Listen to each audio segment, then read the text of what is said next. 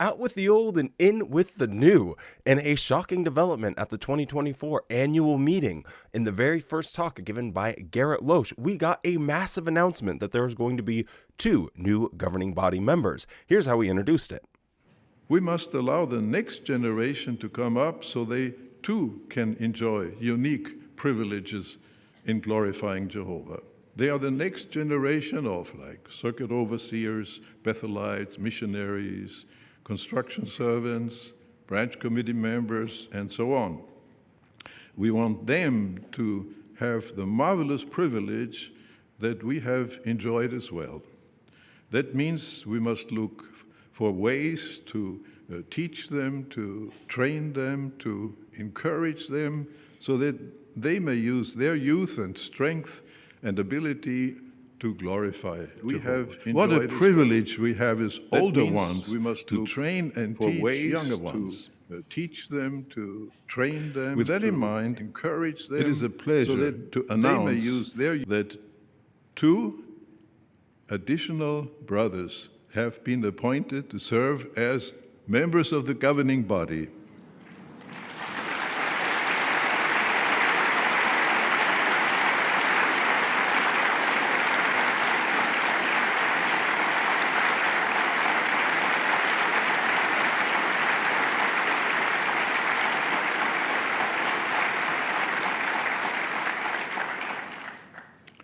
Well, brothers Jody Jedele and Jacob Rumpf. Both brothers are anointed Christians who have a long history of loyal service to Jehovah. Brother Jedele began his full-time service in 1989 and Bethel service in 1990. Brother Rumpf began his full-time service in 1995 and Bethel service in 2020. Both brothers served as helpers to the service committee of the governing body for a while. So I couldn't find a picture of Rumpf, but the Jody guy, I was able to just type his name into jw.org and I found a picture of him, and he is a younger gentleman for sure. So I think this is really solidifying a new direction that Watchtower is taking. It's been my prediction for several years now that they are eventually going to become an online religion. Maybe getting rid of meetings. We'll see what the rest of this annual meeting has to hold. I'm recording this as it's still happening live and in action, but I wanted to bring you guys this news.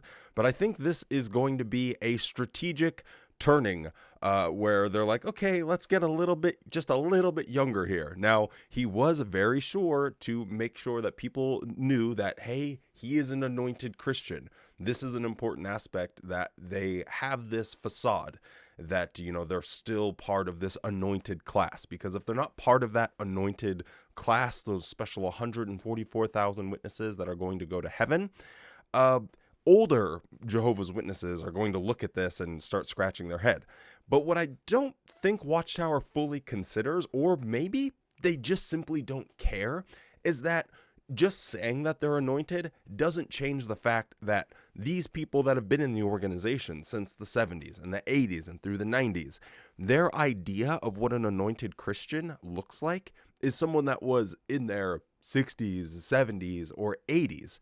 And now to see someone in their 50s being, oh yeah, well, he's an anointed Christian as well, it's a little bit of a head scratcher. So I don't think that Jehovah's Witnesses looking at younger, newer governing body members getting appointed, the older generation of witnesses aren't going to look at this and just be like, oh, well, that's totally fine. 1 generation, 2 generations, why not 3 generations at this point? Who's to say how many generations this thing could really go on? Which I think is an important thing to keep in mind when looking at if people are going to wake up, how will people wake up?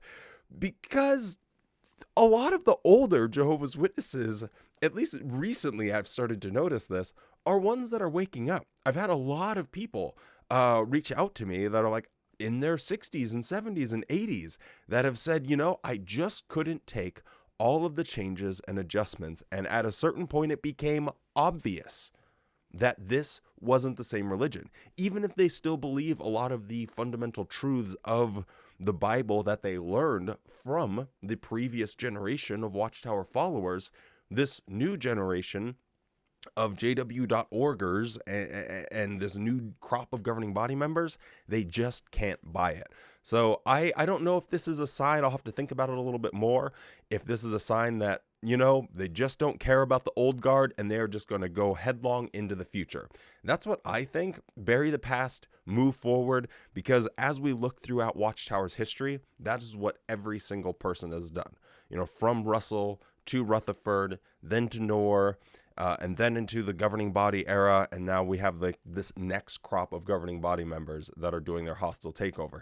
And I think people mentioning how it was really Mark Sanderson who has been at the helm of sort of like the true puppet master here of trying to control and manipulate the direction of the organization. I'm starting to buy into that a little bit more. As we see younger, governing body members, and he was the youngest, I'm wondering if he is trying to just raise up his pals that he was close with in Bethel and rebrand the entire religion. So the Stephen Letts, the Sam Herds, the Garrett Loesches. Now, obviously, Garrett Loesch was the one to introduce this because he is the oldest serving member of the governing body. He's starting in 1995. So anyway, there's just a quick little update for you. And if there's any more interesting tidbits, you can see it here on the JW Thoughts channel. With all that being said, stay safe, be kind, and show yourself the same kindness that you show to others. And there's 2 new governing body members, so I guess we can have a good ass day.